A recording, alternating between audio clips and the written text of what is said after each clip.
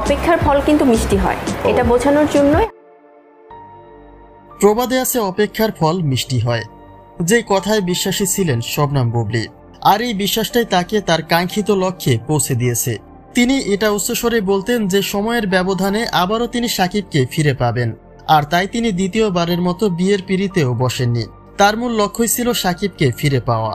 একটা সময় বুবলী এটাও জানিয়েছিলেন সাকিবের যে কোনো শর্ত মেনে নিয়ে সংসার করতে প্রস্তুত তিনি।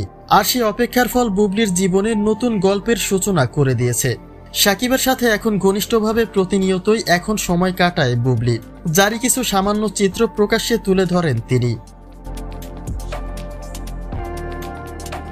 সাকিবের সাথে বুবলীর সম্পর্ক কেন্দ্র করে অনেকেই অনেক ধরনের মন্তব্য করতেই থাকে, যার মাঝে অন্যতম হচ্ছে স্ত্রী হিসেবে বুবলী কখনোই ঠাঁই পায় না সাকিবের কাছে। বীরের সাথে সাকিবের দেখা করানোর উদ্দেশ্যে সাকিবের অফিসে গিয়ে মাঝে মধ্যে স্ত্রীর চিত্র ধারণ করে তা প্রকাশ করেই আলোচনায় জুড়ে দেয় নিজের নামটি। কিন্তু তার বিপরীতে বুবলী জানান একটা সম্পর্কের মাঝে অনেক কিছুই ঘটে থাকে, যার সবটা কখনোই প্রকাশ্যে তোলা হয় না। বুবলী ঠিক সেই মুহূর্তগুলি প্রকাশ করেন যা ধারণ করা হয়েছে কোনো এক বিশেষ দিনে। অর্থাৎ সাকিবের সাথে ঘনিষ্ঠ চিত্রে বুবলীকে কম দেখা গেলেও তার মানে এই নয় যে তিনি সাকিবের সঙ্গ খুব কম পান।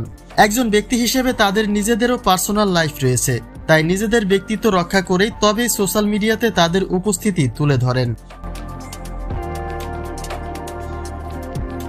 বাস্তব অর্থে সাকিব বুবলীর মাঝে কোনো বৈবাহিক সম্পর্ক রয়েছে কিনা তা খোলসা করেনি দুজনের কেউ। যদিও বিগত সময়ে বুবলীর দাবি ছিল তাদের মধ্যে বিচ্ছেদ হয়নি, বরং ক্ষণিক সময়ের অভিমান মাত্র। তবে ধৈর্যের পরীক্ষার দিকটি কম্পেয়ার করা হলে বিনা হিসেবেই উইনার হবেন অপু বিশ্বাস।